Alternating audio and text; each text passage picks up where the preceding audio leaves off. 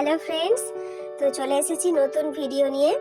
তো আজকে দেখাবো আপনাদেরকে যে কিভাবে ওই জ্যান্ত কাঁকড়া কিভাবে কাটা হবে, কিভাবে বাছবেন, কিভাবে ধোবেন, কিভাবে রান্না করবেন, কি একটু শেয়ার করবো আমরা কিভাবে করি।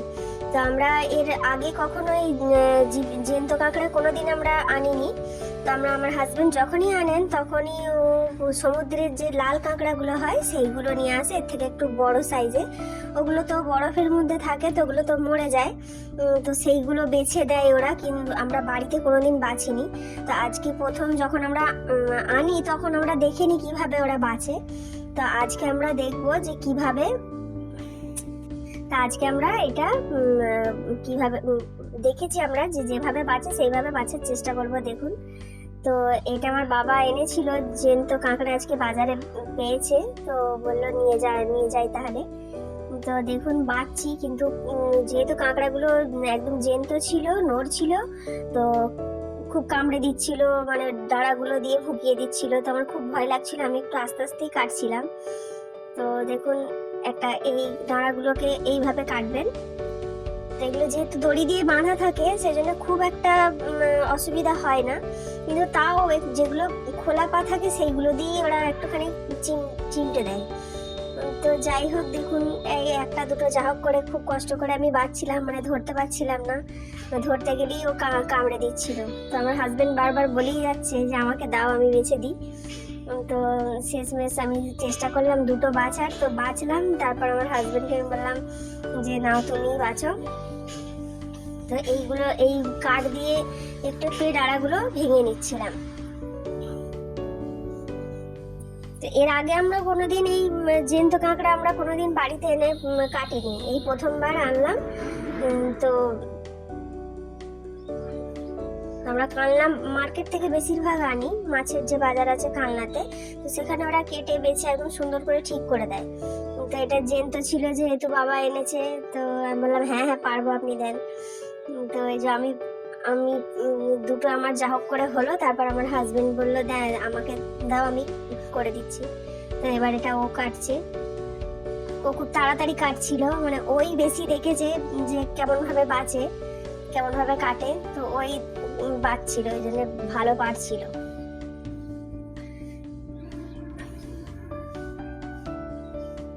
তো দেখুন এইভাবে ডাঁড়াগুলো একটু, এই যে আমার মেয়ে আর আমার বোনজি দুজনে ওরা খেলা করছে ওইগুলোকে নিয়ে, আর বসে আছে কিভাবে দেখছে, ওর বাবা দেখছে। তো দেখুন কিভাবে ও বাঁচছে, এইভাবে বাঁচলে এটা ভালো হয়।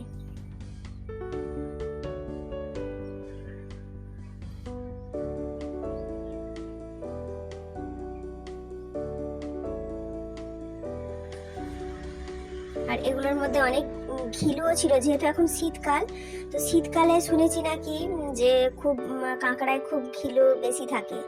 তো ওইগুলো আমরা পরে আবার চামচ দিয়ে বার করে করে ওইটা থেকে নেবো, খোলটার মধ্যে বেশি ছিল।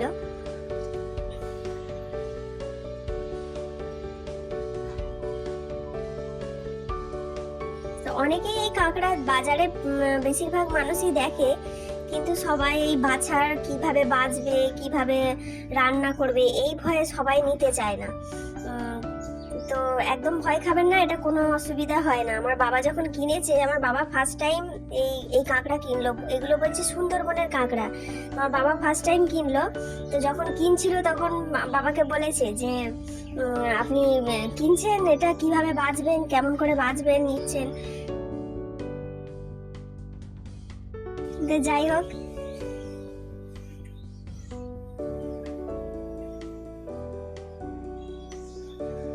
তো এইভাবে করে একটা মোটামুটি একটা কাঠ নিয়ে এইভাবে আপনারা কাঁকড়াটা বেছে নিতে পারেন, কোনো অসুবিধা হয় না গো।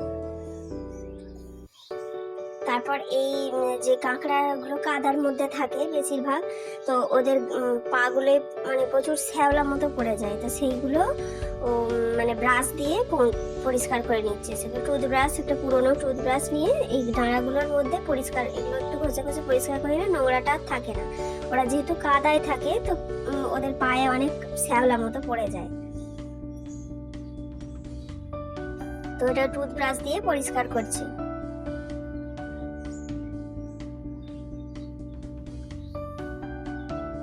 এই বাটিতে আমরা এই খিলুগুলো বার করে নিয়েছি, খোলগুলোর মধ্যে থেকে একটু একটু করে চামচ দিয়ে বার করে নিয়েছি আমরা। ওগুলো আমরা তরকারি যখন রান্না করব তখন ওর মধ্যে দিয়ে দেবো।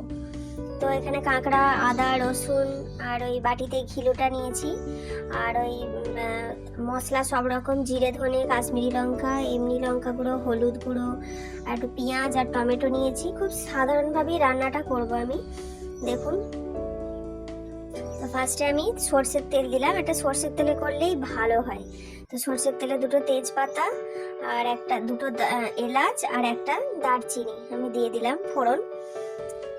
তারপর আমি পেঁয়াজগুলো এতে দিয়ে দিলাম। তো পেঁয়াজগুলো একটু লাল হওয়া পর্যন্ত একটু নেড়ে চেড়ে লাল করে নিতে হবে।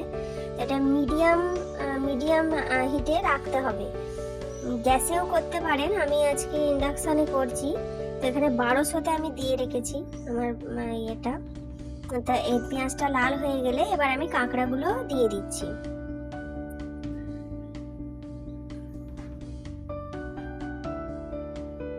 তো এবার টমেটোগুলোও দিয়ে দিলাম।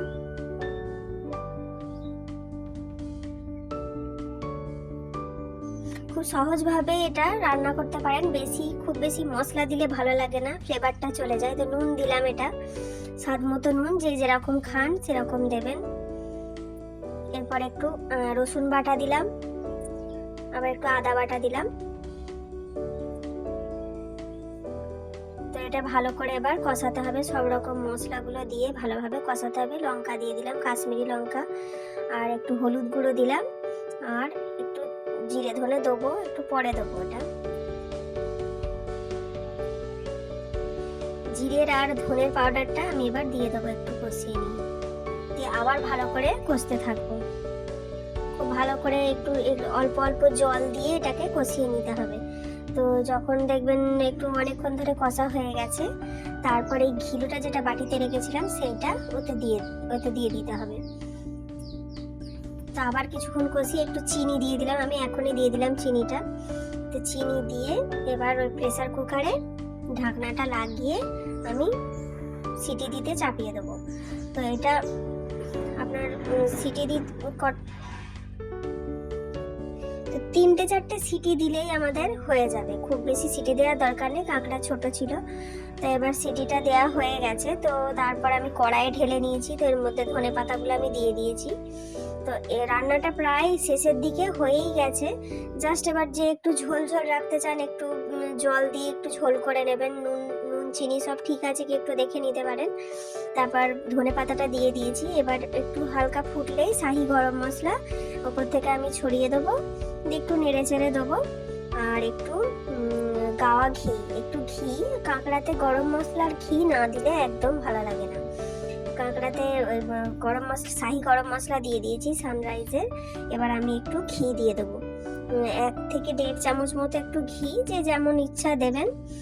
তো ওপর থেকে ঘি আর গরম মশলাটা দিয়ে আমার রান্না কিন্তু কমপ্লিট। এবার একটু জাস্ট ফুটে উঠবে, বাস নামিয়ে দেবেন। তো আমার রান্নাটা যদি ভালো লাগে তাহলে দেখবেন, বাড়িতে বানিয়ে দেখবেন, খুব ভালো লাগবে। আর একটা লাইক করবেন আর চ্যানেলটাকে সাবস্ক্রাইব করবেন, যাতে আমি এরপরে যখন ভিডিওগুলো দেবো তখন যেন আপনারা দেখতে পান। তো আমার রান্না কমপ্লিট।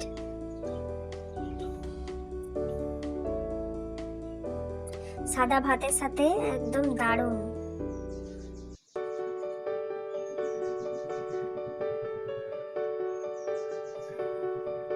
তো ভিডিওটা ভালো লাগলে লাইক করবেন আর কমেন্ট করবেন, যে কমেন্ট করে জানাবেন আমার কেমন লাগলো আপনাদের আমার ভিডিও, আর চ্যানেলটাকে সাবস্ক্রাইব করবেন।